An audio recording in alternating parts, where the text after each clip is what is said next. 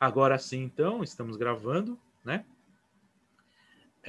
Então, só para dizer, né, esses fundamentos da pedagogia do Freire, do pensamento filosófico do Freire, eles de fato perpassam todo o seu pensamento, né? E a primeira questão é essa que eu estava falando, da questão da dependência, né? Se a gente não compreender que o mundo atual, ele se divide... Primeiro, a economia é central, a economia estrutura o mundo, a economia é o que decide a política e, portanto, decide o modelo de cultura, o modelo de instituições sociais, né? Desde cima, né? Desde um grupo que pensa isso, e isso é totalmente exportado para o mundo todo, né? Falando-se de um mundo globalizado, né? E essa economia organiza um mundo em centros e periferias, né? Ninguém ajuda a gente a pensar tão bem essa coisa como a teoria sociológica da dependência, a teoria da dependência, né? Eu citei alguns nomes aqui, vou citar agora na gravação, que são Vânia Bambirra, o Mauro Marini, Teotônio dos Santos, Fernando Henrique Cardoso, né, dentre outras e outros, né, ajuda a gente a pensar essa relação, o que é o capitalismo central e as diferenças para o capitalismo dependente. Depois, eu não citei, mas valeria a pena também, tem um historiador que faleceu há pouco tempo, se eu não me engano, no ano passado, 2019, que é chamado Immanuel Wallenstein, que ele fala da teoria do sistema mundo. Então ele lê a teoria da dependência e de alguma forma ele atualiza para uma teoria do sistema mundo. Também assume que são centros e periferias ali organizando a forma de ver o mundo, né? As instituições sociais, a economia política e daí por diante, né? Então, o que o Paulo Freire está dizendo quando ele fala isso, né? Eu aprendi com os trabalhadores e as trabalhadoras, né, o que significa ser uma consciência dependente, né? Uma consciência política dependente. Ele quer dizer, de alguma forma, há no povo, né, essa sabedoria implícita, ainda que não consciente, de saber bem o lugar que ocupa, né? E isso aqui, gente, falar isso aqui com as esquerdas institucionalizadas de nosso país é muito legal, né? Por quê? Porque as esquerdas vê o povo como massa, como pessoas alienadas, né? Ah, essas pessoas têm que tomar consciência, né? O que esse senhor aqui, servente de pedreiro, está falando pro professor Paulo Freire? Professor, eu concordo, legal isso, mas como que eu vou fazer isso? Me aponte. Eu trabalho das 4 da manhã até meia-noite, eu chego em casa, um cômodo com 6 pessoas, para a gente poder dormir, né? Às vezes tem comida, às vezes não. Como que eu vou ler? O senhor poderia me dizer? Né? Há essa sabedoria no povo, e o Paulo Freire já... O seu pensamento crítico já parte dessa perspectiva, o seu pensamento libertador já parte... Opa, tem alguma coisa aqui que a gente precisa aprender com o povo. Então não é a posição daquele que ensina ao povo, mas a posição daquele que, convivendo com o povo, quer dialogar e aprender com ele. Né? Então esse é um ponto de partida. Né? Daí tem aquelas frases que a gente tira da filosofia dele, por exemplo, o bom mestre é aquele que aprende com o seu discípulo. É isso que quer dizer. Na convivência com o discípulo, eu quero poder sentir. E aqui é uma razão, gente, por isso que o nome do curso é Sentir e Pensar a Pedagogia do Oprimido, né? Hoje, e atualizando para hoje, né? Por quê? Porque não é só pensar, não é um pensamento como a gente está acostumado, que é essa razão, como chamou a escola de Frankfurt, né? Uma razão instrumental, que é uma razão que lê conceitos, aprende conteúdos e vai querer aplicar isso à realidade. Não. É um outro tipo de razão, que é uma razão sensível, né? Na qual eu estou junto ao povo, e junto ao povo eu vou sentindo, né, essa situação de opressão, de dependência, e vou junto dele tentando encontrar caminhos. Só isso já nos diz bastante da filosofia do Freire, não? O que vocês acham? Queria ver se vocês estão com a gente, se vocês estão gostando, estão acompanhando. Seria bacana isso aqui, né? É Angicos, ó, Rio Grande do Norte, isso mesmo, né, Célia? Até aqui tudo bem? Teoria da dependência, a consciência dependente, né? Legal. Eu sou meio chato, às vezes, que eu gosto muito de dialogar com vocês, né? Porque é muito chato só uma pessoa falando, né? Eu sei disso. Sou aluno também. E eu sei que... vamos tentar construir esse curso de uma forma mais dialogada possível, não tanto professoral, né? Então, preparem-se para participar bastante do curso aí, para falar. Se quiserem, se for possível, é claro, né? Não vou ficar também obrigando vocês. Não vou dar nota pela participação, não, tá? Bom, vamos lá. Então, vamos avançar mais um pouco aqui. Então, esse conceito de dependência é fundamental para entender o Paulo Freire. Se eu não parto daqui, não consigo compreender a sua filosofia de forma alguma. E é por isso que muitas pessoas têm muito medo do Paulo Freire, né? Por isso também. Porque se o povo começa, se nós, em geral, né, o povo brasileiro, começamos a pensar desde esse lugar, né, o lugar que temos a consciência de que somos dependentes, né? A gente não vai, esses governos corruptos, né? Não querem industrializar o Brasil, né? Eu já vi partido de esquerda, não há muito tempo atrás, em processo eleitoral, falar: nós vamos industrializar o Brasil, nossa economia vai. Mentira, gente, não vai. Sabe por quê? Porque no capitalismo não pode industrializar o Brasil. Porque nós somos, dentro do capitalismo, nós ocupamos um lugar de dependência. Nós temos contratos firmados, como, por exemplo, o Consenso de Washington, que nos obriga a evoluir nossa economia só até certo ponto, a participar do capitalismo só até certo ponto. Para vocês terem uma ideia do que a gente está falando, há pouquíssimo tempo atrás, o Brasil tinha participação em apenas a construção de uma peça do leme de um avião da Embraer, né? Essa era a nossa participação no capitalismo mundial, né? Nós só produzimos essa peça, né? Além de exportar alimentação, soja e daí por diante, né? Que é o que estraga nosso planeta, né? E aqui nossas terras brasileiras a partir de venenos que são proibidos no resto do mundo todo. E aqui pode se usar, né? Por quê? Porque nós, né, não temos importância geopolítica para o mundo, né? Nessa organização, nesse sistema, né? Bom, então veja, o que o Marcos Guerra fala nesse documentário que eu acho que é fundamental? O Brasil seria outro hoje se não fosse interrompido o projeto de Angicos. Né? E por quê? Porque eles conseguiram alfabetizar centenas de pessoas, né, em pouquíssimo tempo, né, com o método desenvolvido ali. Né? Então, isso foi rapidamente interrompido, né? Não puderam continuar esse projeto. Né? Um método de alfabetização crítica, né, poderia justamente ter mudado o nosso país. Naquele momento, sobretudo, que nós sabemos, 1963, momentos antes do AI-5, né, o grande golpe da ditadura militar e a ofensiva em opressão aí a toda forma de expressão e daí por diante. Né? Então vejam, vamos lá, alguns fundamentos básicos aqui do pensamento do Freire, né, que já no documentário são comentados ali, né, e que o Gadotti os comenta e que eu acho fenomenal. Né?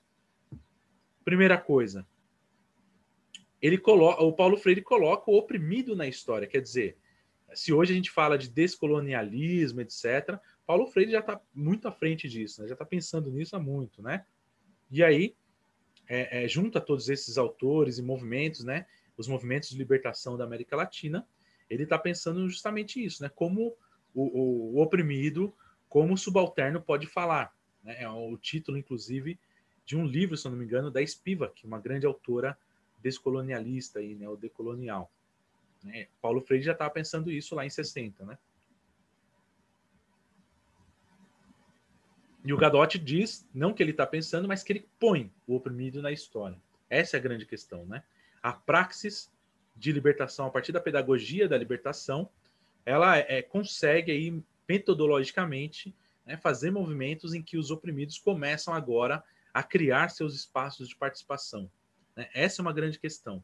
Há aqui, a primeira questão que eu queria falar com vocês, há uma antropologia no pensamento de Paulo Freire, uma antropologia filosófica. E o Gadotti comenta isso, e é fundamental para a gente também. Por quê? Ora, se eu quero participar do fenômeno educativo, e o que é educar no pensamento do Paulo Freire? Educar não é, nós já sabemos bem, vamos ver isso profundamente nesse curso, educar não é transmitir conhecimento. Esse é justamente o modelo que Paulo Freire critica veementemente, né?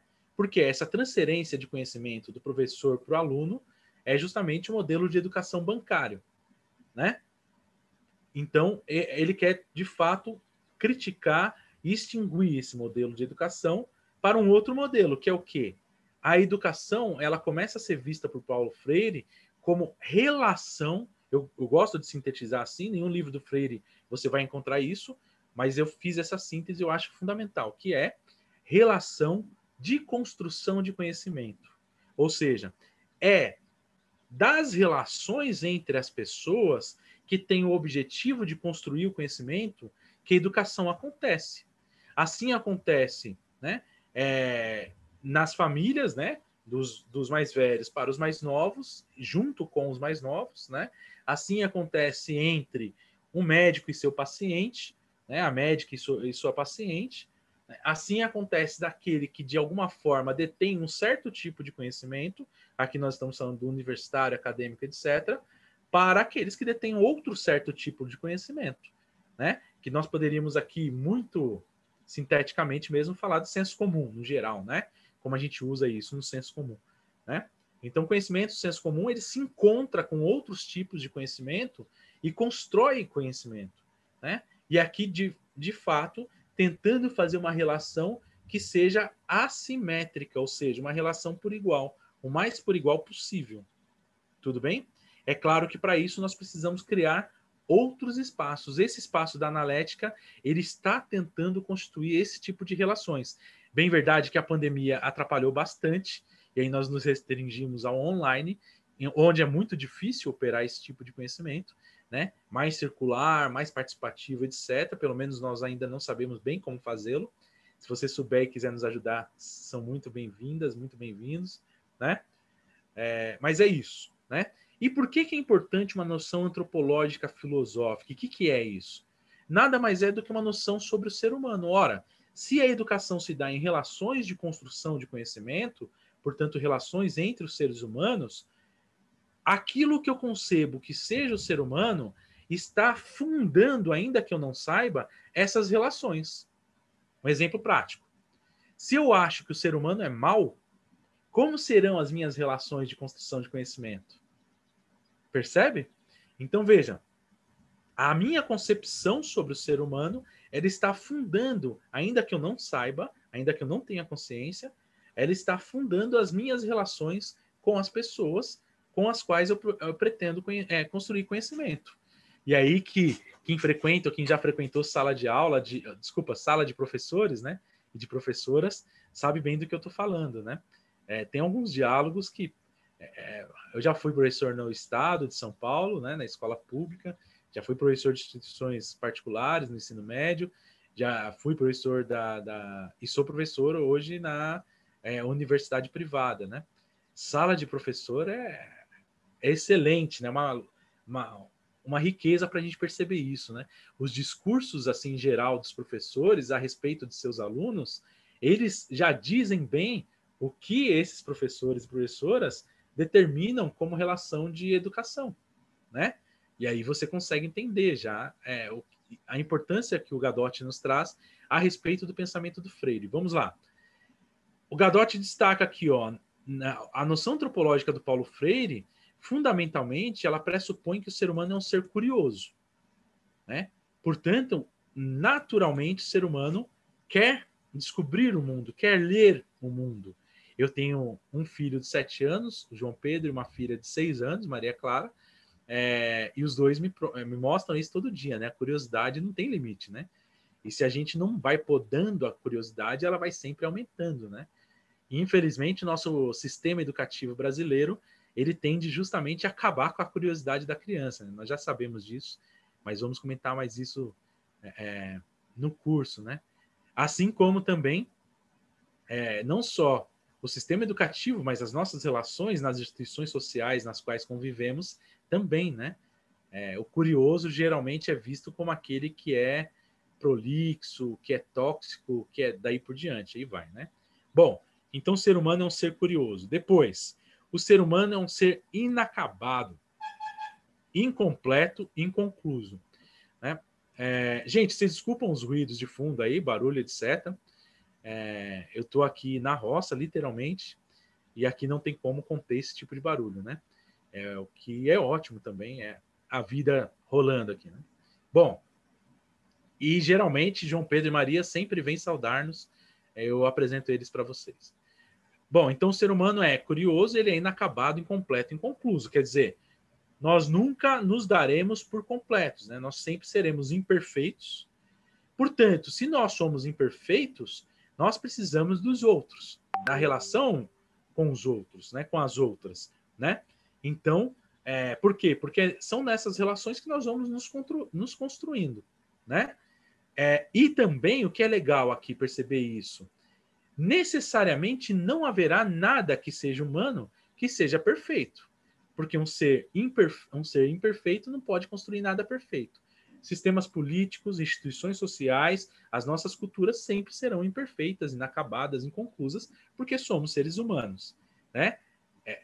Às vezes isso é fácil dizer, mas é difícil a gente, sabendo disso, moderar as nossas relações com as pessoas no nosso dia a dia, né? Ora, o que seria, né, da minha relação com meu filho e filha se eu sempre lembrar que eles são imperfeitos e estão em construções, né? Ainda mais eles que são crianças, né? Mas também com a minha companheira, né? Que nós somos seres imperfeitos, inacabados, inconclusos, né? Qual o nível de cobrança que eu tenho direito de fazer sobre ela, né? E daí por diante, né? Então isso é importantíssimo aqui também no Paulo Freire. Nossos alunos e alunas, nossas educandas e educandos, né? Na sala de aula, né? Eu tenho que saber disso, né? São imperfeitos, inacabados, incompletos, e daí por diante, né? Depois, um terceiro pilar aqui da noção antropológica do Paulo Freire, noção de ser humano do Paulo Freire, acerca das pessoas, né? É que é um ser de ligação com o mundo. Portanto, necessariamente, sempre, o que nos humaniza é a ligação com as pessoas, a relação com as pessoas. Isso ele é bastante aristotélico, né? O ser humano é um ser político, né? Um zoon politikon, né? É isso que o Aristóteles quis dizer, né? Que é um ser que só consegue se humanizar nas relações com as pessoas, e não o contrário, né? O neoliberalismo cada vez mais tenta nos individualizar, né? Então tudo é específico para você, tudo é para você, esse curso é para você, isso. Não, né, gente? Na relação que nós nos construímos enquanto humanos, né? Não existe ser humano isolado. Não existe o indivíduo. Se a gente for ver o conceito de indivíduo, ele é um conceito extremamente ideológico, forjado sobretudo por Thomas Hobbes aí, mas dentre outros também na teoria do liberalismo, né? É extremamente ideológico. Você pressupor de que haja o ser humano sem a relação com o outro, né? Então, o ser humano se faz nas relações e com as relações, né? E que o mundo, portanto, está também em constante transformação, evolução, e a problematização do mundo é fundamental para que o ser humano se realize enquanto tal. E aí, gostaram da noção antropológica do Paulo Freire? Querem falar alguma coisa? Querem participar? Por chat, por microfone? Vamos lá, tem algumas participações no chat aqui. Evelyn quer lê-las para a gente?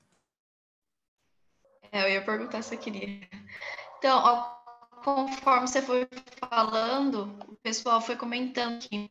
O primeiro comentário foi do Sidney, que desenvolver e ter desenvolvedores de tecnologia brasileira é muito complicado.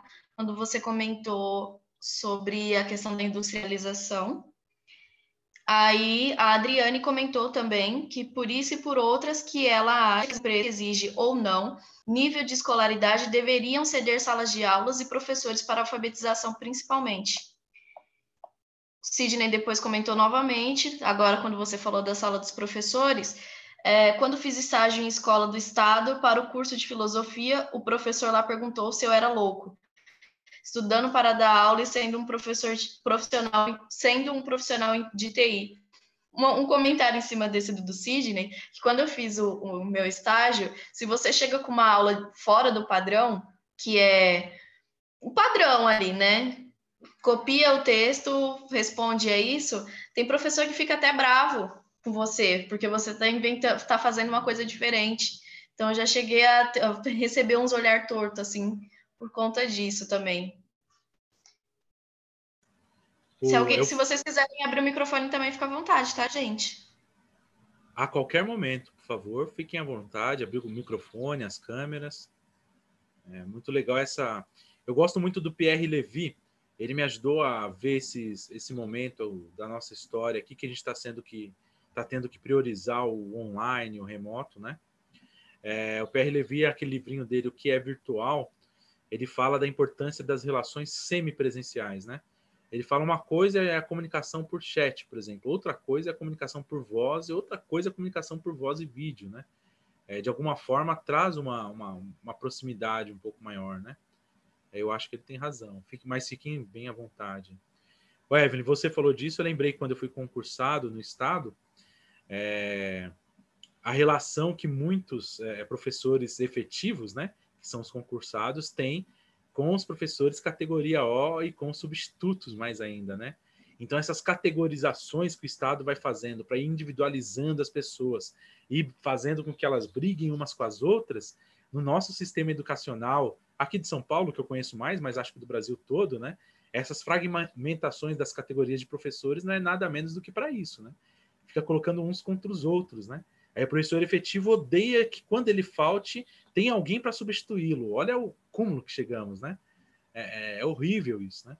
Odeia que o professor categoria O, por trabalhar por contrato, não falta e, portanto, ganha mais que ele, às vezes, que sendo efetivo falte. Daí por diante, né? Diversas brigas entre os pares, entre as pessoas ali. E o categoria O rezando para que o efetivo, que é para ele ter aula para dar. Totalmente, é isso, né? É isso, né? Vamos lá, vamos avançar mais um pouquinho aqui. Gente, essa coisa de slide fica muito chato? Vocês acham que seria melhor se eu só falasse sem mostrar slide? Eu penso que seja legal mostrar slide para vocês acompanharem e tal. Se vocês quiserem comentar aí, isso me ajuda para o decorrer do curso, inclusive. Com slides melhor, né? Que daí vai acompanhando um pouco o pensamento, legal. Tem uma coisa fixa aí, bacana. Vamos lá. Acho que está bem dosado, Hugo. A questão do slide e a fala, acho que tá legal. Eu, Perfeito. infelizmente, vou ter que sair, mas gostaria de comentar assim, sobre essa questão da gente ser oprimido, né? Eu passei muito por isso na minha vida. E quando eu era criança, a ideia era assim: esse daí não vai durar muito, porque você é da periferia, você não tem chance nenhuma, você às vezes está na casa da tia, está na casa daquela mulher que cuida de você, está. E aí os estudos, né? E como é que fica a sua. Você precisa de trabalhar, então comecei a trabalhar com 13 anos. E aí como é que você faz? E eu vejo isso até hoje, eu estou com 42 anos e continuo vendo isso e eu fico querendo ajudar de alguma forma, fazer alguma coisa e a gente meio que não sabe que caminho que eu trilhei para conseguir o que eu consegui, quais sacrifícios foram feitos, né? E isso é muito complicado. Eu acho que isso é o que mais me chama a atenção em Paulo Freire e essa vontade de querer estudar e conhecer ele cada vez mais. Acho que é isso, um pouco. Legal, Sidney. Muito obrigado pela partilha. Eu tenho uma história muito parecida com a sua, né?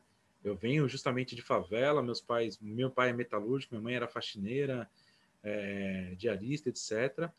E eu também sempre passei por isso, né? Quando eu tinha, não lembro a idade, mas no ensino fundamental ainda, uma professora chamou minha mãe porque eu tinha problemas psicológicos, porque eu não conseguia copiar as coisas no caderno e prestar atenção ao mesmo tempo, né? Então eu preferia só prestar atenção, nunca tive caderno, mas sempre ia bem nas provas. E ela dizia que eu tinha problema psicológico, minha mãe deveria me levar no profissional, etc, etc, né? E desde então sempre, né? Sempre ouvi professor falando, não, estudar, né, é coisa para gente rica, né? Você tem que trabalhar. E eu trabalho registrado desde os 15 anos de idade também, né? E é isso, a nossa realidade é essa, né, meu caro? E aí me falaram que eu não podia fazer graduação, eu fiz, falaram que eu não podia fazer pós, eu fiz, falaram que eu não podia fazer mestrado, eu fiz, doutorado na universidade pública, né? E vocês são a primeira turma que eu estou partilhando isso, a Evelyn já sabe, porque a gente convive praticamente aí, mas além do doutorado na universidade pública, agora eu sou bolsista CAPES também, né? Consegui conquistar a bolsa da CAPES, o que eu vou poder destinar a atenção à minha pesquisa de doutorado, né? E vou abandonar meu emprego, inclusive, como professor universitário, em instituição privada, para poder me dedicar à pesquisa, porque eu acho que ela pode me render aí coisas interessantes para o futuro aí, né? Então as pessoas ficam malucas, né? Como assim, né? A gente é o bug do sistema, né, Sidney? Mas vai lá, Sidney, meu velho, bom trabalho para você aí e vamos nos falando aí. Vamos lá, então. Mais um pouquinho. A noção antropológica é isso, né? O que é o ser humano? Ora, a noção do ser humano ela vai perpassar todas as nossas relações, inevitavelmente, né? Inevitavelmente, né? Isso é importante a gente ter em mente, né? Logo no começo. Né? Bom,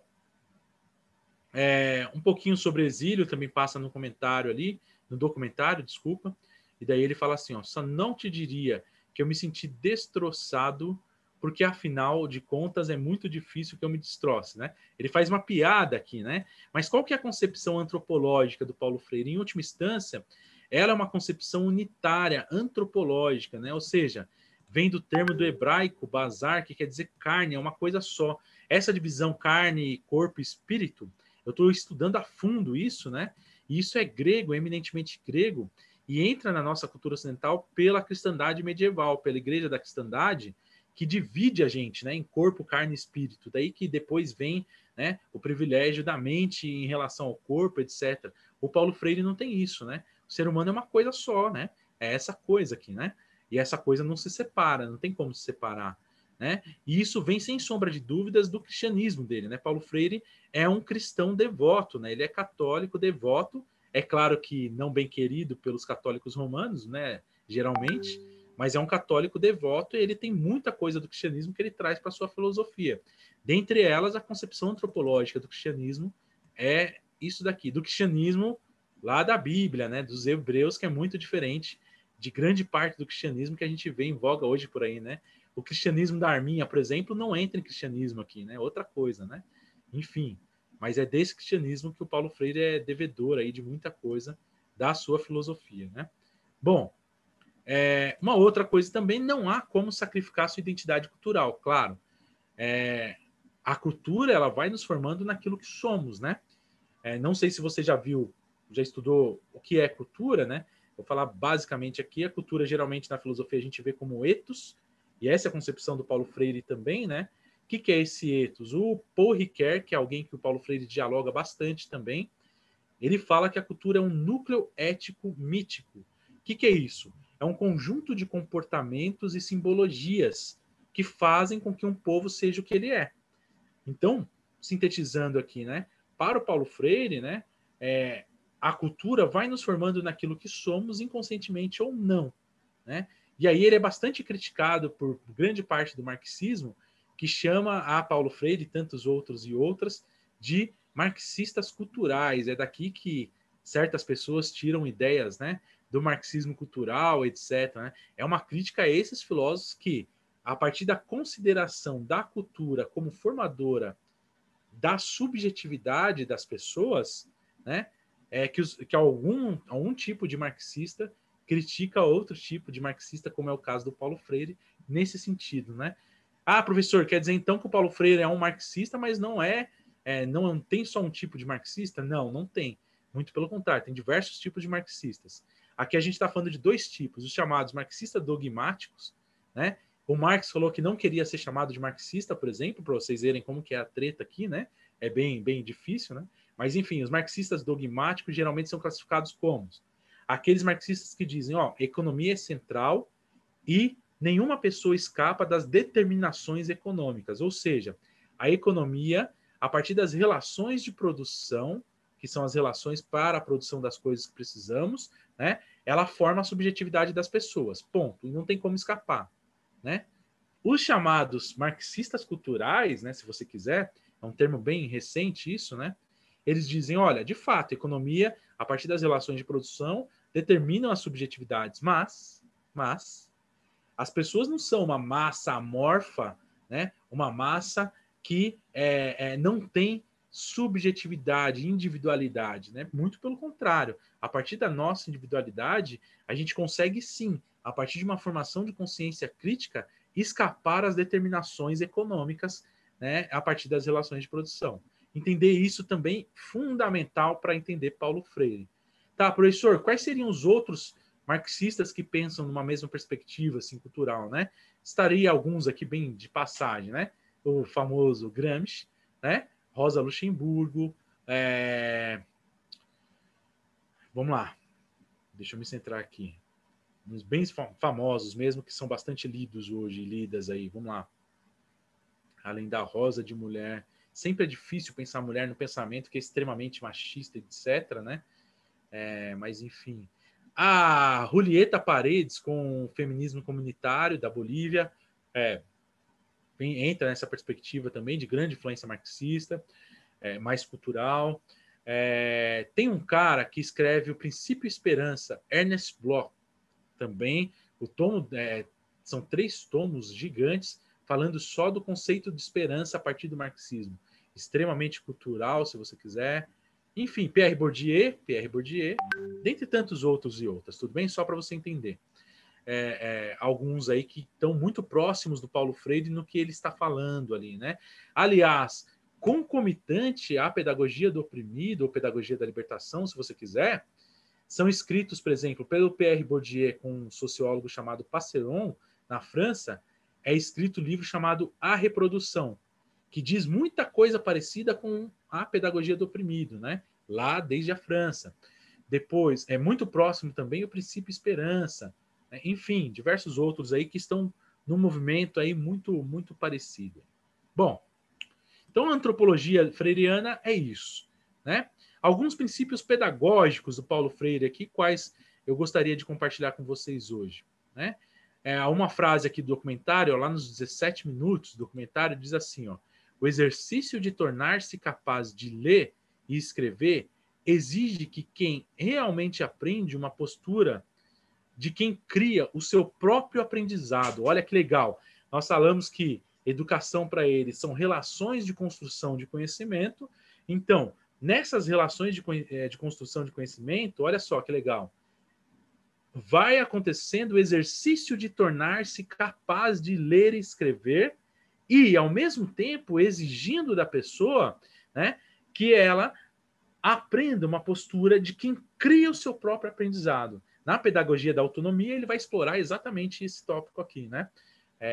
Nesse curso a gente não vai enfocar nisso, mas sempre vou me remeter a essas pedagogias, né?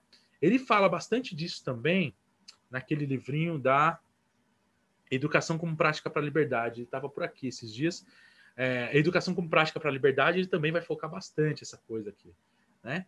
Então, justamente dessa autonomia que vai sendo conquistada nas relações, né? E vai me dando consciência de uma exigência que o fato de eu ir conquistando a minha autonomia quase que me obriga a ser autor, a ser autora, né, do meu próprio aprendizado, a construir conhecimento. Isso é genial, né, gente? Isso aqui é muito bom. Eu gosto muito de trabalhar isso. Um grande amigo que também fala isso, e eu vi a Evelyn postando uma foto esses dias com ele, inclusive, com o livro dele, não com ele, é o nosso querido Antônio Joaquim Severino, né? Grande filósofo brasileiro. Naquele livrinho dele, Como Ler um Texto de Filosofia, ele trabalha isso também, né? Essa questão de que conforme você vai conquistando a sua autonomia, você vai criando também. E você vai tomando a consciência de que você pode criar, né? Então aqui você tem a sensibilidade, a intuição, a imaginação sendo trabalhadas junto com a razão e a autoestima, inclusive, aqui, né? Eu posso criar conhecimento. Olha que lindo, que magnífico isso, né? Por isso que a pedagogia da libertação ou pedagogia do oprimido, ela vai justamente permitindo isso, né? Essa criação, né? Essa criação. E aqui você já começa a ter um monte de ideia, né? Bom, eu posso trabalhar isso, então, né? No ensino infantil, né? Com as crianças, eu posso trabalhar isso, pode, no ensino fundamental, no ensino médio, na EJA, né? Você pode trabalhar esse aspecto aqui, né?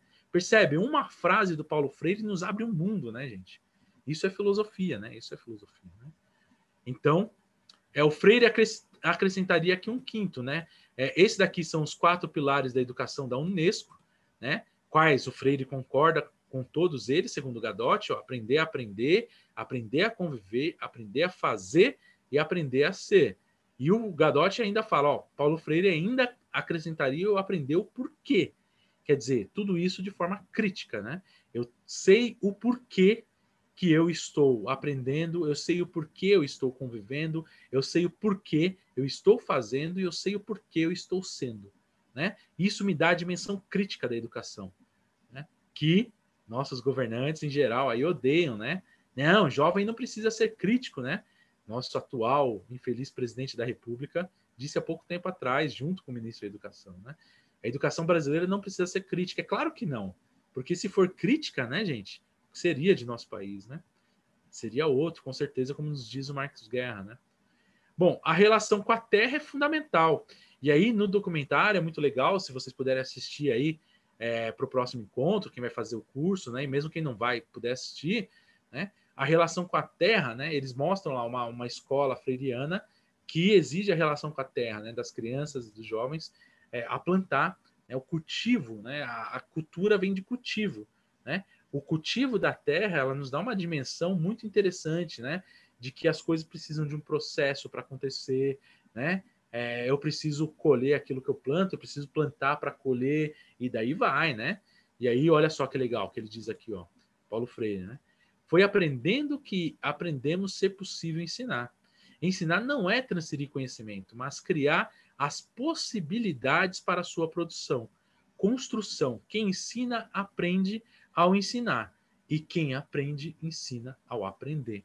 Então é isso, né? Essas relações de construção de conhecimento, elas vão nos dando essa dimensão da comunidade, né? Da comunidade. Daqui que vem as frases que a gente vai trabalhar bastante no curso, que é: ninguém educa ninguém, ninguém se educa a si mesmo, nos educamos em comunhão, mediatizados pelo mundo. Olha só.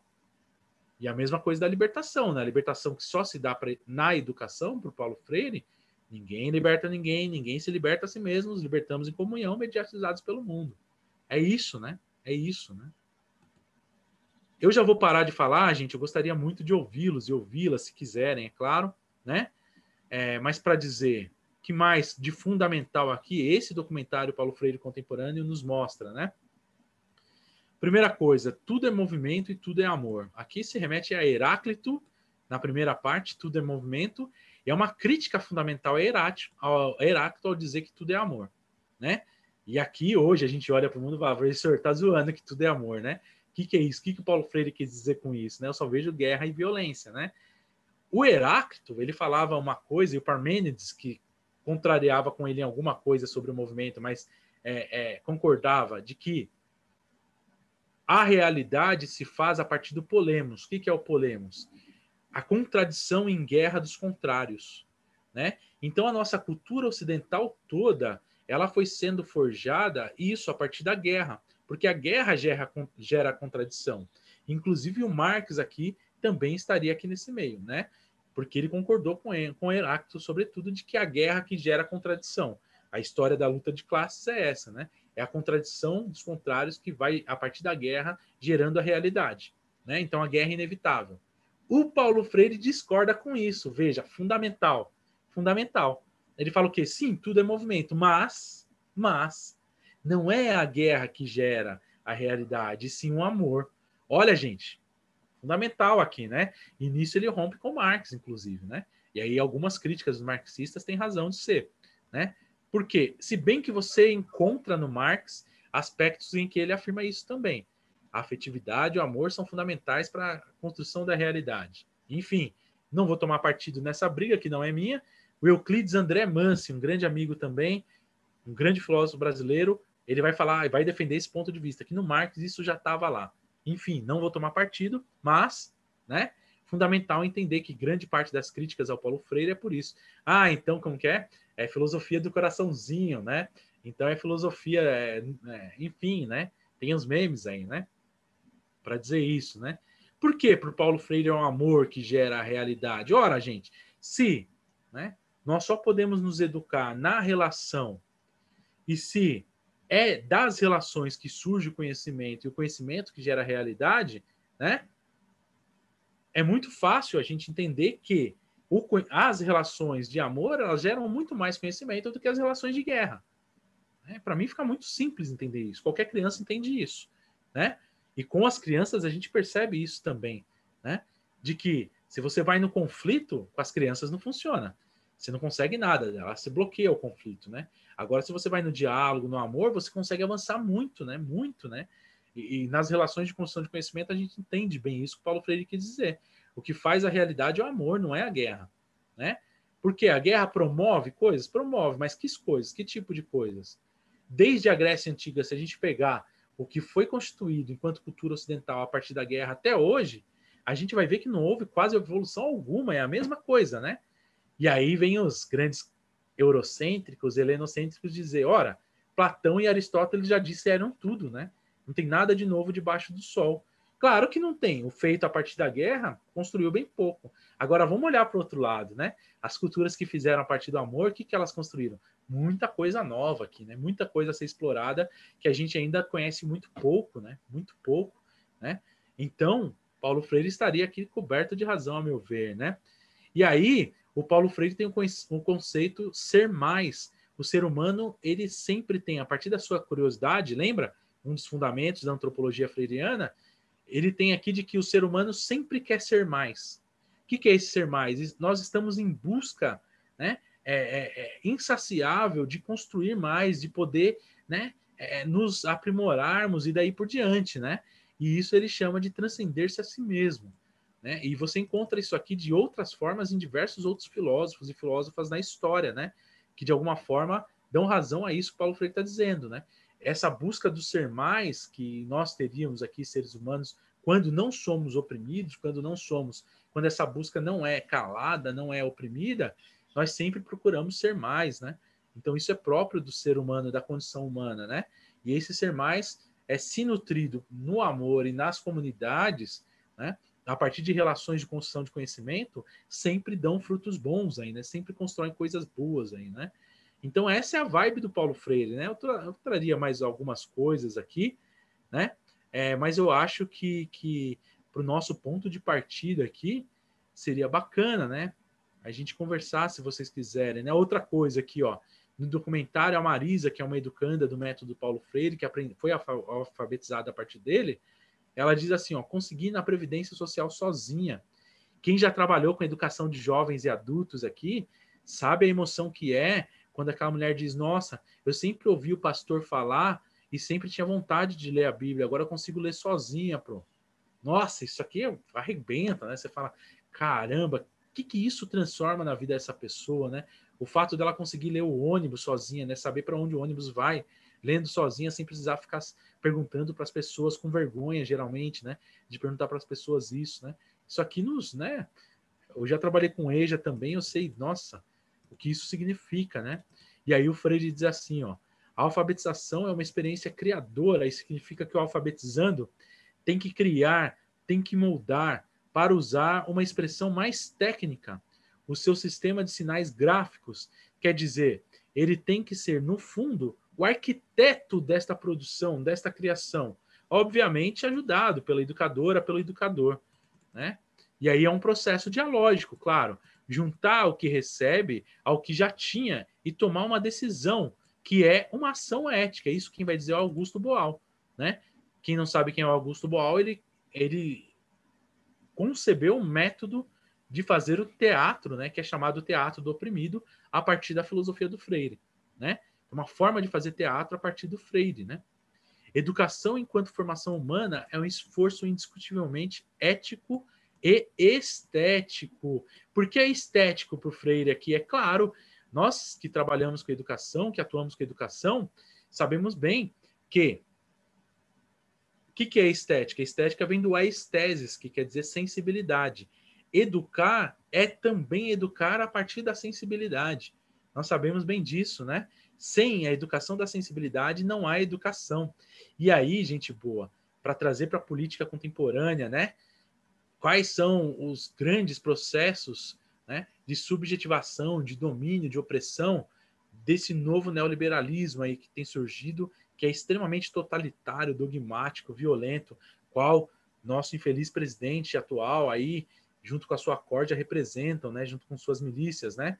É justamente lá no mais subjetivo da pessoa e arrancar dela o quê? A possibilidade de sentir a realidade. O que é isso? A sensibilidade, né? A partir das redes sociais vão alimentando ideologias, ideias que vão tirando a sensibilidade das pessoas. A pessoa já não tem mais capacidade de sentir, e aqui sentir, ó, sentir pensar, tá vendo? De sentir que não é possível que a mamadeira de piroca seja verdade. E ela acredita que aquilo é real. Por quê? Ela perdeu a sua sensibilidade. Ela não tem mais capacidade mínima de julgamento, de sentir a realidade, percebe? E ela só reproduz aquilo, né? Alimentando um ódio, alimentando uma raiva que está sendo construída nela. Grande parte da política contemporânea está aqui, né? Hoje, E as esquerdas, infelizmente, em geral, não conseguem dialogar com isso, porque também não estão pensando bem, né? A sensibilidade não está muito boa aí, não, né? Não estão, né, com as pessoas, não estão convivendo com grande parte das pessoas, né? Não estão ouvindo as pessoas, né? Então, o processo dialógico do Paulo Freire, que ele nos ensina na pedagogia do oprimido, né? Ele nos ajuda muito nisso, né? Aprender que a gente precisa estar com as pessoas, sentir com elas, né? Ouvi-las, né? Construir junto com elas, né? Senão não tem libertação possível, né? É um pouco disso, gente, que o curso pretende. O que vocês estão achando aí? Gostaria muito que vocês se manifestassem. Antes de eu prosseguir, isso é se é preciso que eu prossiga. Agora nós entraríamos necessariamente na introdução da pedagogia do oprimido. Eu não vejo necessidade, sinceramente, de entrar nisso hoje. Eu preferiria muito que a gente dialogasse um pouquinho agora, né? Se vocês quiserem, é claro, e se acharem necessário. O que vocês acham? Evelyn, alguma manifestação por aí? A Adriane tinha comentado assim, nem melhor nem pior por ser brasileira. Adoro essa frase. E eu acho que entrou, acho que duas pessoas, a Thaís, duas ou três, a Thaís, a Evelyn também, e acho que a Jaciara, né? E sejam bem-vindas. Acho que pegou ali a metade, mas como está sendo gravado, acho que vai ser disponibilizado depois pelo YouTube, né, Hugo? Esse primeiro encontro. Isso mesmo, a gente disponibiliza gratuitamente pelo YouTube. Aí qualquer coisa, vocês que entraram depois, pegou ali no meio, quer entender um pouquinho mais o começo, pode estar entrando lá na nossa página no YouTube e está assistindo. Certo? Ai, que bonitinho, apareceu aqui do nada o emoji. Gente, eu sou... Enfim. Quer comentar alguma coisa, Hugo? A Juliana falou que tá bem tranquilo. O que vocês acham? Estou indo muito rápido, é muito conceito em pouco tempo, a velocidade está boa, está dando para acompanhar.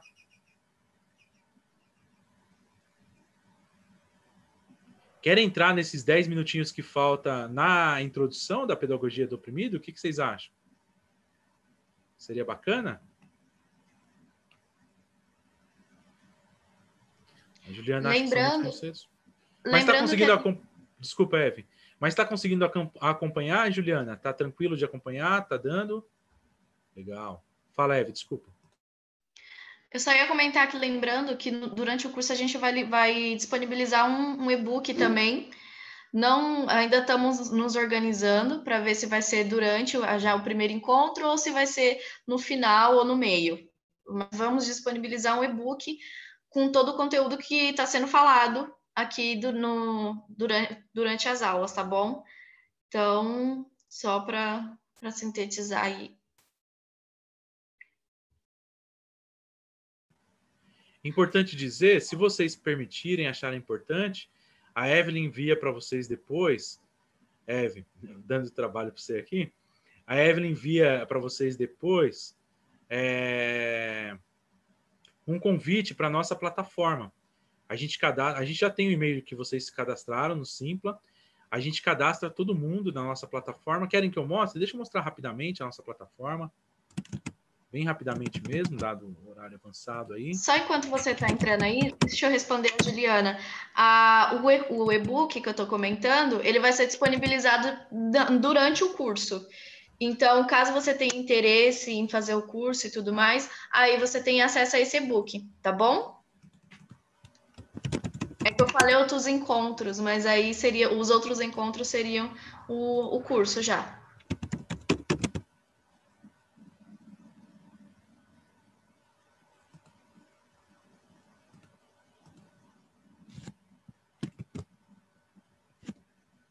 Olha lá, vou partilhar a tela com vocês, rapidamente mostrando a nossa plataforma.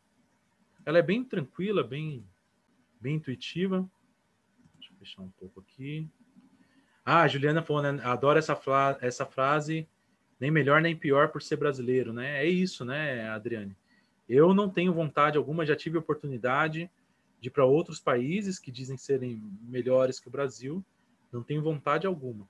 Então, essa aqui é a nossa plataforma, ó. Ela é o Chamilo, não é o Moodle, né, mais utilizado. A gente tem o Moodle também, mas a gente optou no momento por utilizar o Chamilo. Aí você tem o seu login e senha, você acessa. Nós temos um curso só por enquanto na plataforma, que é aquele que eu comentei no começo. Ó. pensar com os pés no chão, o respeito à alteridade como libertação epistemológica, né? Ou como caminho de libertação. E aí você entra com login e a senha, que você vai receber pelo seu e-mail. E aí você tem aqui a página principal, essa minha entrada aqui é diferente aqui. E aí eu estou explicando como você pode navegar nos cursos, né? Como você pode navegar no curso, esse daqui é o nosso curso que está sendo disponibilizado gratuitamente, né? Você clica nele, tem acesso aqui, ó, descrição do curso, documentos, rota de aprendizagem e as outras coisas. Para vocês não tá tudo isso disponível, deixa eu mudar para a visão do estudante. Aí, pronto, assim, ó, vai aparecer exatamente assim para você, ó. Descrição do curso, documentos, rota de aprendizagem, fóruns, chat, enquete, etc. E aí você pode, por exemplo, colocar aqui, ó, documentos. E aqui você tem todos os textos dos encontros, os vídeos dos encontros, ó. E aqui o link para os vídeos dos encontros. Ó. Foram 8 encontros, né? E você tem os textos também de cada encontro. Cada encontro teve um texto por escrito, diferente desse curso nosso aqui, que não haverá um texto por escrito de cada encontro, né? Aqui, ó, os textos dos encontros. Enfim, né? Bem intuitiva, né? Tranquila. Você pode ainda, ó, tem a rede social interna. Você pode ainda ver na rede social quem está inscrito e tal, e dialogar com as pessoas, né? Ó, por enquanto, o Gustavo, que está inscrito nesse curso, inclusive, de Paulo Freire, é meu amigo. Aí você pode publicar o que quiser, postar. A gente pode fazer trocas aí. Tudo está bem no começo, né, gente? A nossa comunidade é muito nova ainda, mas você pode ver aqui os amigos, grupos sociais, pode fazer grupos, etc. No grupo do WhatsApp, a gente está desenvolvendo muita coisa junto, né? Então, às vezes, a pessoa entra no grupo hoje do WhatsApp e fala, nossa, que legal isso. E se a gente fizesse isso? Vamos embora, né? Aí a Evelyn, eu, a Marcelo, o Léo fala, vamos fazer. E aí a gente viabiliza, né?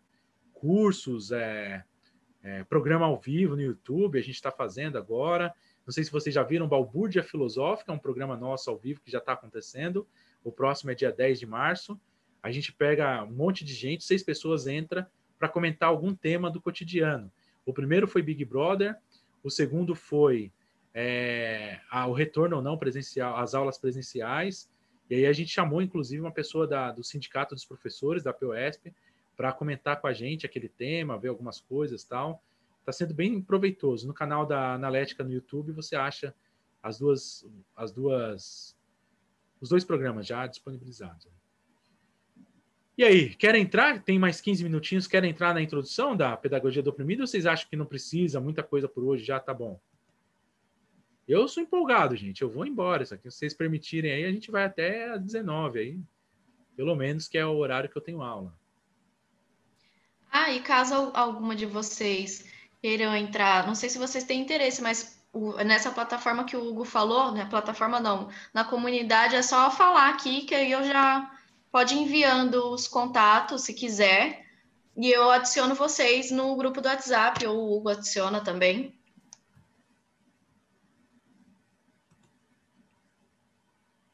É isso, é isso. Olha lá, já a Ciara quer participar, já pega o telefone dela depois. Se você puder passar no privado, ó, se vocês puderem passar na Simpla, a gente pediu o telefone na inscrição? Se pediu, tá ótimo. Eu acho que nós pedimos lá. Se pedimos, então eu posso estar procurando lá e já coloco, tá bom? Perfeito, ó, já anoto só a Adriane, a Jaciara, legal. Ah, a Jaciara já disponibilizou aqui, olha. Jaciara, de onde você está falando? Só para a gente saber. Temos pessoas de vários lugares do Brasil aqui, que legal. Paramirim, Bahia, que bacana. Que bacana. É no sul da Bahia, Jaciara? Eu estive aí, perto de Valença, uma vez, num quilombo chamado Quilombo Tenondé. Muito legal. Sudoeste, legal. Valença, eu peguei uma balsa muito bacana que vai para... Ah, Vitória da Conquista, entendi. Bacana. E aí, gente, eu acho que por hoje tá bom, né? Tô sentindo um pouquinho de... Só para vocês verem um pouco... deixa eu partilhar só o slide do próximo do começo do curso aí, para vocês verem mais ou menos como será a pegada ali. Então, eu pretendo, nessa mesma vibe que foi aqui essa introdução, né? A gente pensar, olha a primeira capa em português, não, essa daqui é a 42ª edição, né? Da Pedagogia do Oprimido, né? A capa condiz bem aí com o tema, né? E aí eu pretendo a gente fazer navegar mesmo, desde as primeiras palavras lá do livro, né? Até o final do livro, né? Eu sou meio exagerado, então para hoje eu tinha preparado até a concepção bancária e educação, que já começa ali, né? Os primeiros temas específicos ali no capítulo 1, né? Então eu tinha preparado a introdução e o comecinho do capítulo 1 para hoje. Muita coisa, né? Nessa pegada, eu não sei vocês, mas essa pegada de tudo remoto agora, né? Eu estou bastante restrito aí na minha produção, infelizmente. Consigo manter a atenção em pouca coisa. É isso, gente. Gostaram do primeiro encontro? Espero que tenham gostado. Sou totalmente aberto para críticas, por favor, sempre façam, se não em grupo aqui, que eu dou total liberdade para fazer. Pode ser no privado, né? Meu número no WhatsApp, vou passar para vocês, ó, qualquer coisa você não consiga acompanhar os grupos no WhatsApp e tal, mas você consegue conversar no privado e quer mandar alguma sugestão, alguma coisa, crítica, é esse meu número no WhatsApp, fiquem à vontade. Para quem está nos assistindo também, pode mandar, não tem problema, só não garanto que eu respondo tão logo se o número de solicitações for grande, né? Eu acho que é isso, né, gente? Eu vou parar de gravar então. E aí, se vocês quiserem falar alguma coisa fora da gravação também, fique à vontade. Ah, legal. Vamos falar sobre o valor do curso e tal, Evelyn, antes de parar de gravar até. Se você puder postar aqui, Evelyn, o link para a página do Simpla do curso. Igualzinho essa inscrição primeiro encontro, a inscrição para os próximos encontros, né, do Simpla. Essa é a primeira aula, sem sombra de dúvidas. Eu acho legal fazer esse tipo de coisa, né? Primeira aula gratuita, porque agora vocês já entenderam mais ou menos como vai ser o curso. Se você gostou, legal. Né? E se não gostou, tudo bem. O valor do curso é de R$120, Lucas. Você pode parcelar lá né, até 12 vezes sem juro, caso queira, né? E é isso, né? Se você não consegue pagar esse valor, mas você tem muita vontade de fazer o curso, estamos abertos. O Evelyn, se quiser disponibilizar seu WhatsApp aí também, a Evelyn me ajuda com isso. Né? Não é por causa do valor que você não vai fazer o curso. Né? Você que está nos assistindo também.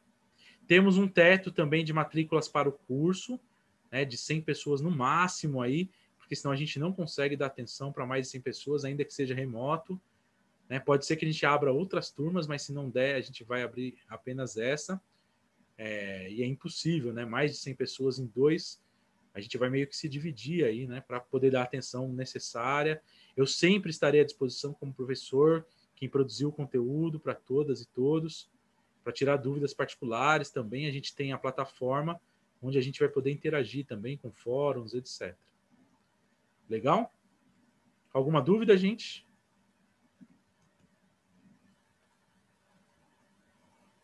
Esse é o link para se matricular nas próximas aulas do curso, nos próximos encontros. E a gente faz por Simpla. Ah, não, Evelyn, esse é o link da primeira aula, né? Deixa eu ver. Porque o curso está Eu como ia falar encerrado. isso, você pode dar uma conferida para mim, que eu tô aqui toda confundida. Posso? Peraí, deixa eu pegar o link então. Não, acho que não, Hugo, tá certo aqui, ó. Tá 9 certo? de março. Isso. Ah, legal. Porque ele está como encerrado, eu vou verificar isso já. Tá como encerrado? Parece que sim, ó, acessei ali sim. Deixa eu ver aqui. Nós estamos começando tudo, gente. Vocês estão ajudando a gente a construir essa coisa toda. E essa plataforma, essa forma de fazer foi a forma que a gente encontrou como melhor, né? Aqui. Não está como encerrado, não. É porque eu despubliquei justamente para a gente poder encerrar. Não está encerrado, não. Ele começa, então... Ele começa já na próxima terça-feira, dia 9, né? Com a introdução, o primeiro capítulo da Pedagogia do Oprimido. Eu vou colocar meu e-mail aqui. Se qualquer coisa, vocês podem mandar. Só não põe o WhatsApp, porque o meu WhatsApp é uma bagunça. Legal. Então é isso, gente. Para vocês saberem para onde vai esse dinheiro dos cursos, né? Nós temos 30% para a coordenação pedagógica, repassamos isso para valorizar o trabalho dos coordenadores pedagógicos. Depois, o professor, a gente consegue geralmente pagar 50%, né, de tudo que arrecadar com cada matrícula, né? Não tem nenhuma empresa que vende curso hoje, que nós não pretendemos ser, né? Mas essas empresas que vendem milhares de cursos aí nas plataformas hoje, nenhuma delas consegue pagar 50%, né? Elas pagam no máximo 30% para o professor, que é quem faz a grande parte do trabalho, que é construir o curso, junto com a coordenação pedagógica, que também trabalha, rala bastante aqui na Analética, né? E depois o restante para o caixa da Analética, para a gente poder pagar a estrutura, né? O Simpla e o Zoom tem um valor também que a gente tira disso, etc. Então a gente não tem lucro, né? Nós somos uma comunidade não lucrativa. É para valorizar o trabalho do professor, da coordenação pedagógica e de quem atua nos nossos processos e nos nossos eventos, né? Para juntar professor, juntar aluno e construir conhecimento de qualidade, né? Uma relação de construção de conhecimento que seja qualitativa. É para isso. Eu falei que ia parar de gravar e não parei, né? Vou parar agora, então. Muito obrigado a você que está assistindo esse vídeo. Acesse nossas páginas, curta nossos canais. Isso é muito importante para você também colaborar com a nossa construção, tá bom? Um grande abraço.